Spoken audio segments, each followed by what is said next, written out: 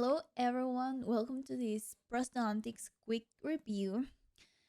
The prosthodontic classes are already up, you can check them out.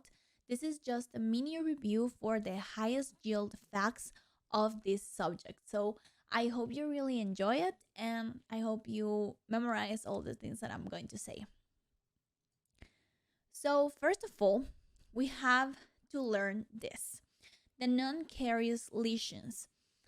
This is really important to know because as in pathology they are always going to give you clues or keywords so you can relate what they are trying to say. For example, attrition is caused by occlusal and incisal forces caused by bruxism or age, and this is a puzzle like lesion. So this is a clue you need to learn in order to know